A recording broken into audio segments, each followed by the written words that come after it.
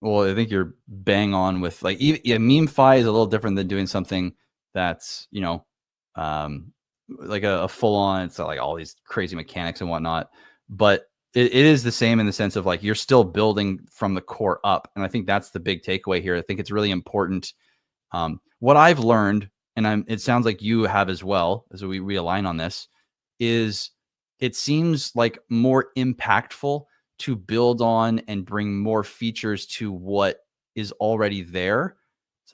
Depending on, like, there's different goals too, right? Like this is for me. I feel like for what I'm building, it makes way more sense to vertically, or I guess to just scale out the use case, the utility, the features, and bring in more opportunities to make the original product, or products in this case, more more desirable. Also, because more use case externally from the main protocol also enhances the main protocol itself and its sustainability. It's kind of a positive feedback loop, really. So it's not really, it can be too, like, honestly, even just with Torus and knowing that Unity is coming, like, I sometimes feel like, oh my God, like this is a lot with just 2 different communities. And I haven't even really started working with Unity too much yet. Like I will, and I'm possibly going to do a stream tomorrow, to kick things off, because Unity is launching this month. But even that being said, it's like, it's so much to manage one community. I could not imagine having like 3, 4 different chains with like large communities and a lot of questions. Cause it's one thing too, to like, there's complexity in everything, like you're saying, right? Like when people come in, they have no idea like what the level of crypto really, or what level crypto can go to in terms of information and understanding, and the technical details. So even coming in to understand MemeFi is a lot for some people. But when you come in and trying to understand something like as sophisticated as even like TitanX, or any protocol that has a bunch of different moving parts, it's like managing 3 different communities, 4 different communities with that level of sophisticated conversation and education. It's like, I don't want to go anywhere near that personally. I think what you're doing is playing it right, in my opinion. You come from the Pulse Chain Hex community. You're well known over there. That's where you got your start. So you already have, in sense, a community over there. You're known. So to me, I mean, every situation is different, right? But in your situation where you're at, I think it's the right thing to do. Mm-hmm. Can you imagine retail coming in and not knowing? I mean, we forget where we're at right now because you can't see the forest through the trees. We are deep in DeFi, Oh my God, and yeah. the people in our communities are educated in the TitanX ecosystem and all the tokenomics and things that we're doing. It's second nature to us. But retail, try and go grab your neighbor who's never been in crypto, sit him down on your couch and try to explain to him how Torus works, how Blaze works, how TitanX works, what X28 is, and so this is the situation we're going to be dealing with when retail gets here. So you to try to explain that to everybody, especially the new people, man, yeah, you're asking for it. You'd be asking for it if you did that. Now, as people come in and like I said, they like crypto, maybe they end up sticking around after alt season, I mean, that's how it works, right? Like you got to pay your tuition, as awesome Dave would say, crypto Mm-hmm. awesome, Yep. right? I did. I came in and I bought tops in 21, I didn't know what I was doing. I remember looking at my phone and seeing I'm making thousands of dollars a day and not doing anything, and going, "Wow, this is insane." And but I didn't have any clue, so I round tripped a bunch of stuff. I sold some, but I round tripped a bunch of stuff and I didn't know, but I stuck around. The ones that stick around, we start looking into DeFi. We say, "Oh my God, there's an entirely different financial system running parallel to the traditional system," But when they first come in, and when we first come in, we're not doing this, man. We're not into this kind of stuff. And to try to explain this to a bunch of new people, you're asking for it. Dude, sorry for the long rant. No apology needed. Like more of that, please, because it's true. It's like I've tried to explain, people in my life. It's like that aren't deep into crypto. They find out that building something, and I'm like, it always comes down to like cookie analogies, man. Like that's the only way to get the point across. Like talking about cookies and cookies coming every day, or like how like who gets what cookies, or like it's still like they're like, why, like what? We're so deep in the weeds, man. It's so true. I mean, we're literally, if you think about what the TitanX ecosystem really is, the TitanX ecosystem is like the cutting edge of, game theory and mechanics and fair launch design and DeFi, right? And not just in the protocols, but also in how we shape the community, because we have our ethos that we operate on, which is around audits. It's around fair launch. It's around transparency. It's around community, right? Not just trying to, create new innovative things that are potentially dangerous. It's like there's a level of security and everything that goes into it as well. So it's like we're literally like, it's no wonder people have a hard time understanding what's going on, which is why I think, for us that are here, it's like really cultivating a really simple message, right? Simple, cool logos. But man, it's hard. It's really hard when people find themselves in here that have no idea about anything other than like a meme coin, when they don't even understand like liquidity. Really, that's difficult. Yeah, and it's not to say that you couldn't go to another chain or something like that next cycle. Just focus on what you have. The last thing you want to do is just spread everybody that you do have in your community too thin out all over the place, and fracture your own community. And there's a price to pay for that too. And so it's extremely difficult. I don't think people understand how difficult it is to show up for your protocols, especially when they're getting murdered in price and everything else, and the community's fighting against each other. And the overall macro is what, 7-8 months delayed now from when we all thought we'd already be in altcoin season. Yep. You think it's tough just to hold your bags through this shit? Yeah, try being a founder.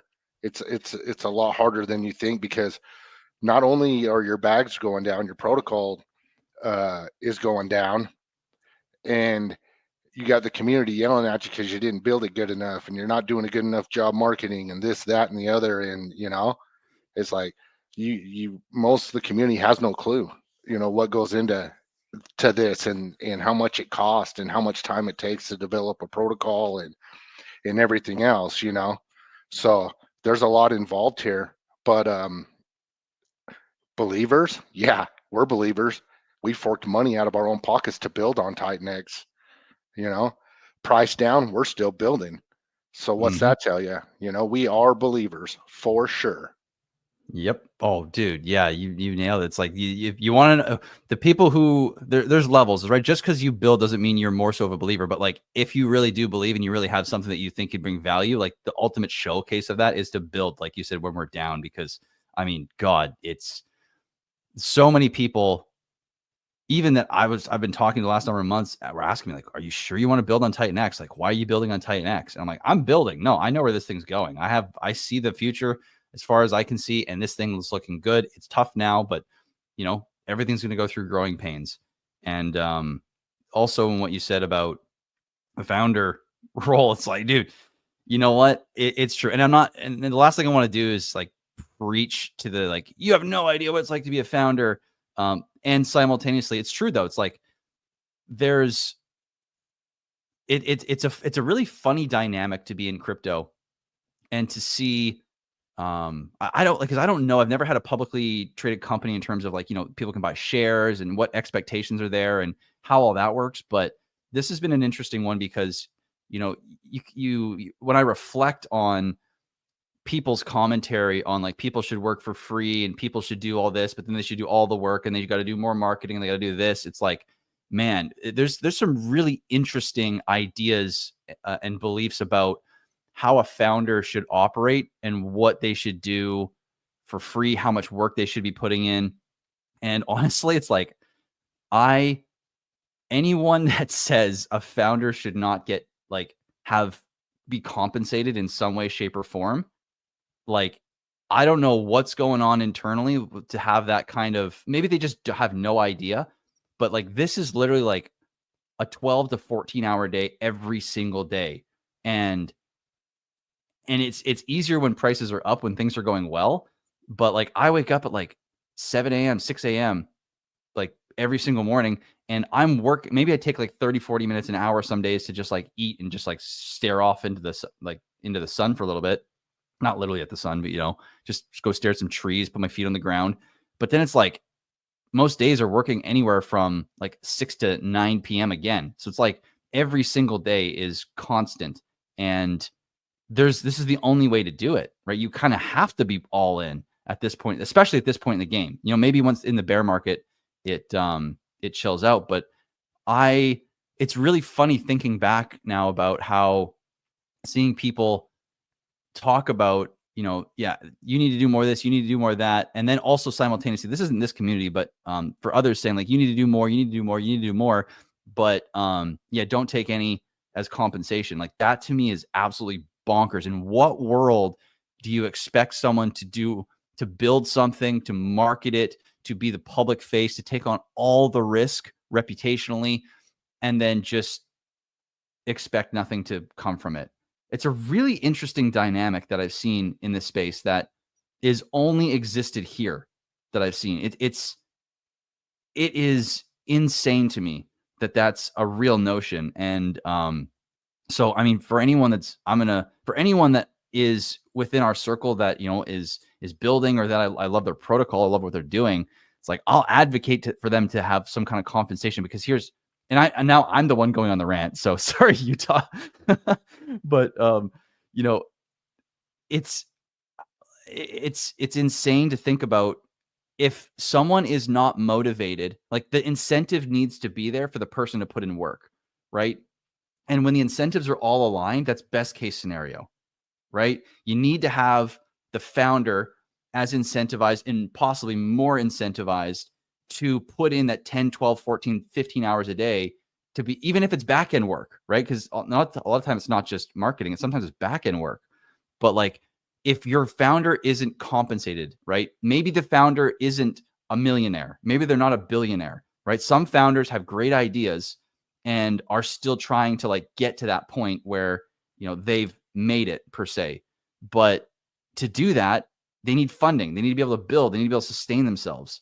So anyways, I'll get off my soapbox, but yeah, I just wanted to say that, because I've just really noticed that since coming into this founder space, and it makes me have a lot more respect than I already had for you and Ali and Dude and all the other founders that are still here, still building, even in the hardest times. So yeah, just mad respect to you and everyone else in this community, and hats off for all the continued work you guys are doing, like, day in, day out. Yeah, right back at you, man. It's awesome that you're here in the community and building, and I think it's great. One cool thing about TitanX, is the camaraderie between builders. Yeah, we all want our protocol to do the best. Who doesn't? You know what I mean?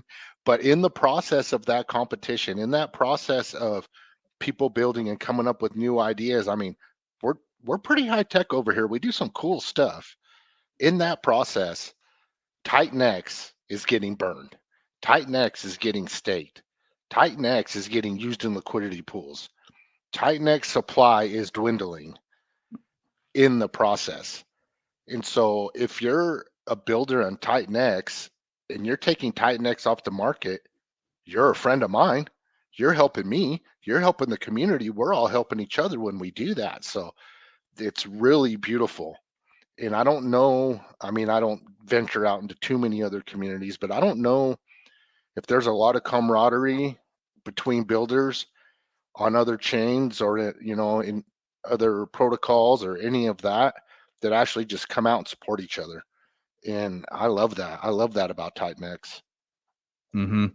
It really is something special. I don't know too much. I know over in Pulse Chain, there's some camaraderie, but I think it's just different. That's all I think I want to say on that front. It just feels different over there for the most part. And there's a lot of like, there is a group of founders that are work their asses off. Like they're crushing it. And there's a large group of them. I don't think because it's a lot of competition, it's just a different community. It really is. And you're right. It just feels different here because, if Inferno or Inferno X is pulling in tons of TitanX, it's rocketing. People are wanting to buy it. People are FOMOing in. They got to go through TitanX. It's lifting all ships, right? People are coming in. They're creating a ton. They're bringing in TitanX. All that TitanX is getting locked up in smart contracts or getting burned. The ETH coming in is buying and burning TitanX, lifting every other protocol in the ecosystem. And then that is a positive feedback loop. And, it's really nice. Like as Annika's saying here, great to be in a community with so many smart dudes trying to understand this. If I get half of it, it's good.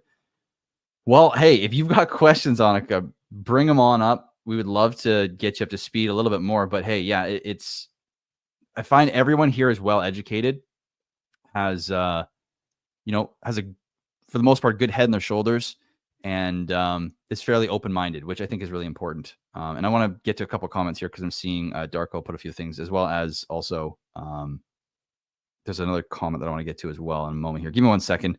Well said. Founders are not here for 10 hours a day work all in, or hold on, that are not here for 10 hours of work all in. They should not go into building.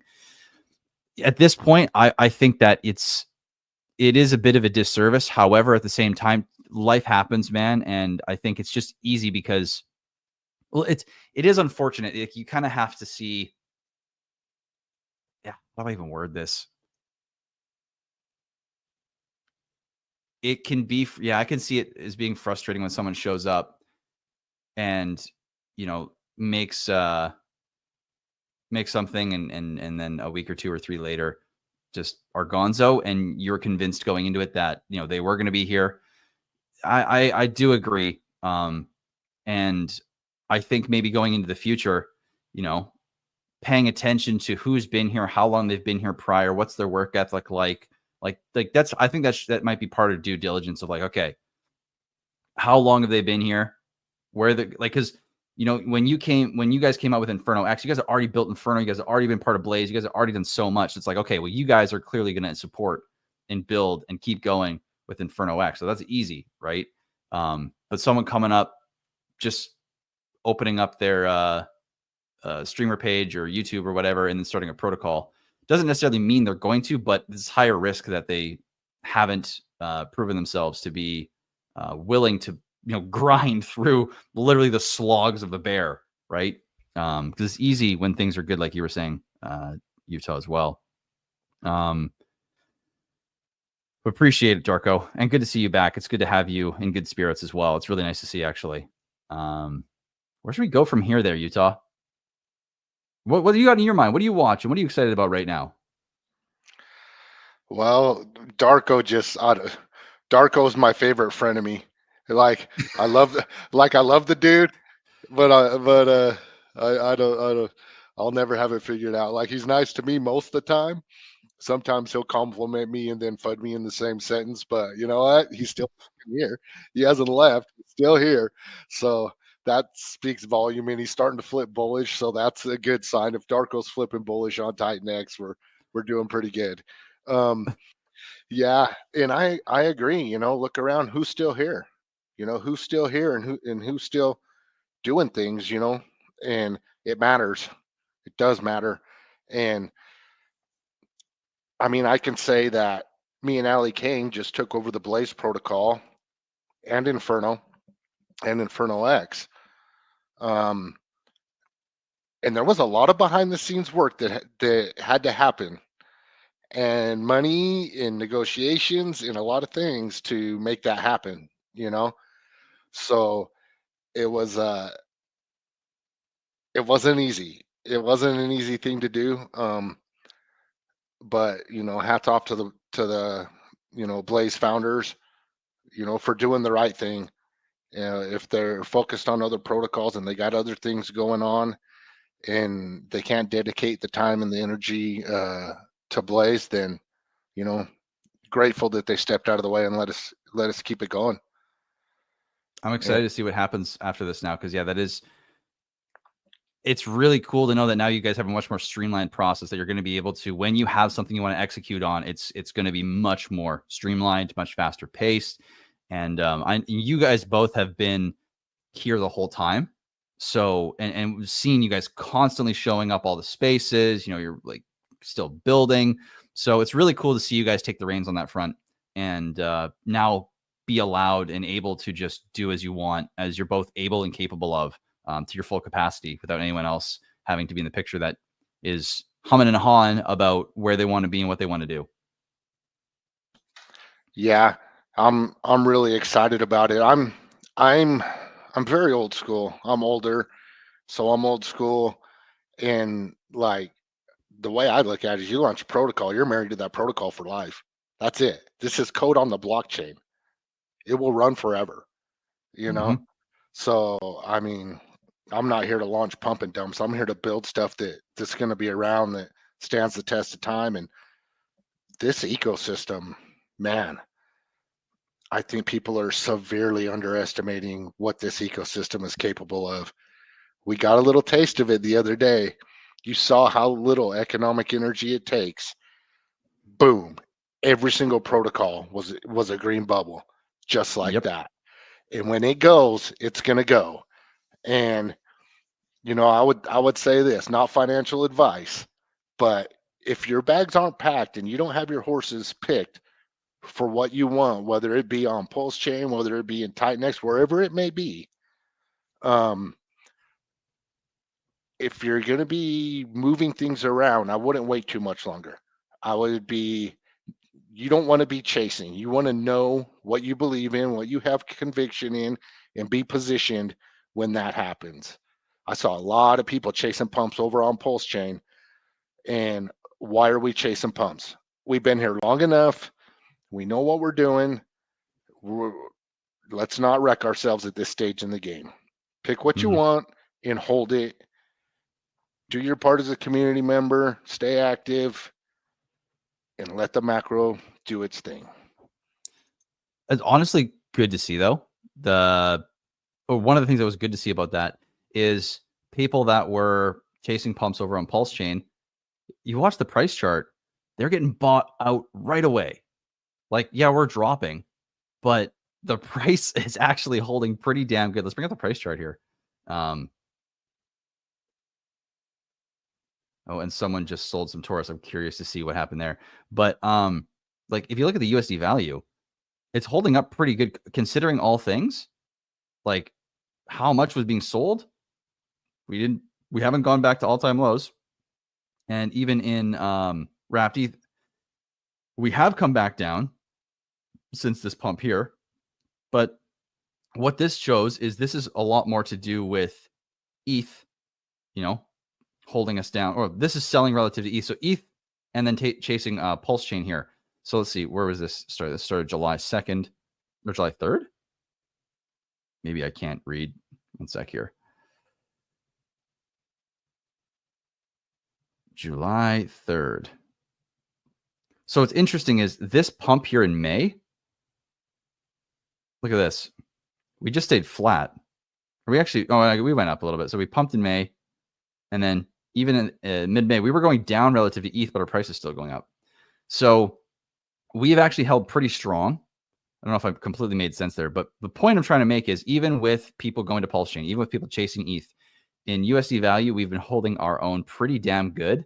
And it looks like we're kind of at a bottom here. So yeah, I would second the idea of getting your positions and figuring out kind of where you want to be, what you believe in, and what you want to be holding in the long run. Because, I mean, any day now, look at how quickly things can rocket when they go.